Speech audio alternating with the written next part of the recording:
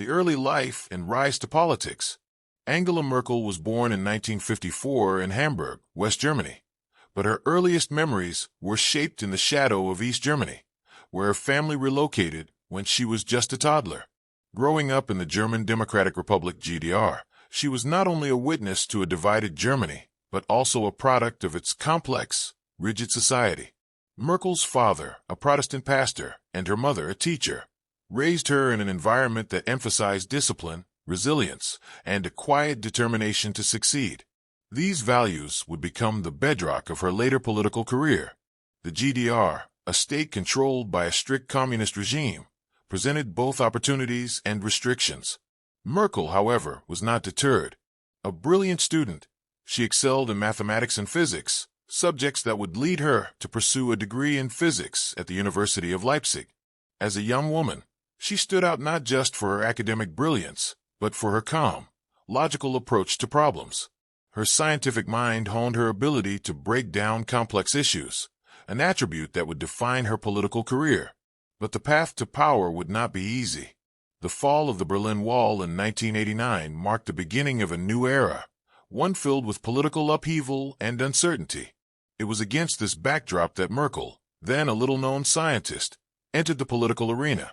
In the early 1990s, after German reunification, Merkel joined the Christian Democratic Union (CDU), a party that had once been associated with the West. Despite her relatively short experience in politics, her analytical approach and composed demeanor quickly caught the eye of party leaders. Merkel's rise within the CDU was rapid. Her sharp intellect and quiet determination were exactly what the party needed in the tumultuous post-reunification period. In 1991, just a year after joining the CDU, she was appointed Minister for Women and Youth in Chancellor Helmut Kohl's government. At the time, many saw her as an unassuming figure, someone who would merely serve in the background of the male-dominated political scene. But Merkel had other plans. Her first few years in government were marked by her cautious, yet steady rise. She earned a reputation for avoiding political extremes and for her ability to work across party lines. Though many saw her as a Kohl protégé, Merkel's distance from Kohl's established inner circle allowed her to develop her own independent political identity. She learned quickly, keeping her focus on the long term and mastering the art of compromise, a skill that would become essential in her future leadership. As the years passed, Merkel's political acumen sharpened. Her reputation grew not only within the CDU, but also within the broader political landscape of Germany. With each step forward, she solidified her place as a leader capable of navigating the complex, ever-shifting world of German politics. But the most defining moment was still to come. Her elevation to the highest office in the land, the chancellorship. That moment would prove to be more than the culmination of a political career. It would be the start of a new chapter in both her life and in Germany's history. In this section, we've seen how Merkel's early life shaped the traits that would make her an effective leader: resilience, pragmatism, and an analytical mindset. Her rise in politics, though swift, was rooted in an unwavering determination to carve out her own path. As we move forward, the next chapter in her journey promises to show how these early experiences would culminate in her becoming one of the most influential figures in global politics. Becoming chancellor and her leadership style. In 2005, after years of steady political ascent, Angela Merkel became Germany's first female chancellor. Her rise to the highest office in the land was neither dramatic nor charismatic, but it was undeniably effective. Merkel, with her quiet pragmatism and methodical approach, was not the obvious choice for many. Yet, it was precisely her calculated calm that made her the right leader for a Germany struggling to navigate the post-Cold War world. Merkel's first days in office were defined by the weight of the economic challenges facing Germany and the broader European Union. The country was recovering from the aftermath of the 2000s dot-com bust and the lingering effects of the global financial crisis. Merkel's leadership was marked by a stark contrast to the fiery rhetoric of some of her European counterparts. Where others saw crisis as an opportunity for bold, sweeping change, Merkel saw the need for cautious, step-by-step reform. Her leadership style became immediately apparent: pragmatic, stoic, and unflappable. Merkel did not rush to make bold proclamations. Instead, She relied on data, reason, and consensus. Her approach to governing was a far cry from the passionate speeches and grand gestures of previous political figures. This was a leader who calculated every step, ensured every detail was addressed, and maintained a calm, steady hand even in the midst of turbulence. The global financial crisis of 2008 was Merkel's first real test. As other European leaders faltered under pressure, Merkel's methodical response became her hallmark. While other countries embraced massive bailouts and government spending, Merkel resisted the allure of quick fixes. She pushed for austerity measures within the European Union, arguing that the long-term stability of the Eurozone depended on fiscal discipline. Many criticized her for being too cautious, too conservative in her approach, but Merkel's vision was long-term. She understood that the challenges facing Germany and Europe were not solvable through temporary solutions, and she was willing to face the backlash if it meant ensuring sustainable economic recovery. Merkel's cautious approach, however, did not mean she was indifferent to human rights or social issues. In 2015, when Europe was grappling with an unprecedented refugee crisis, Merkel made a decision that would define her leadership for years to come. She opened Germany's doors to over 1 million refugees fleeing war-torn regions of the Middle East. It was a bold move that shocked many in her own party and across Europe. Critics called it reckless, a threat to national security and social cohesion. But Merkel stood firm, driven by the belief that Germany had a moral obligation to help those in need. Her decision to accept the refugees was not without consequences. It led to political instability, a rise in anti-immigrant sentiment, and challenges to Merkel's own party.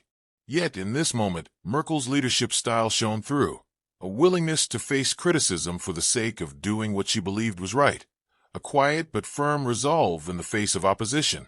In this section, we have seen the defining characteristics of Merkel's leadership: pragmatic, cautious, and morally grounded. Her calm and reasoned approach to crises, whether economic or humanitarian, set her apart from many of her contemporaries. But as her tenure continued, the complexity of global politics would demand even more from her. Merkel's ability to maintain steady leadership, even in the most tumultuous of times, was only beginning to be tested.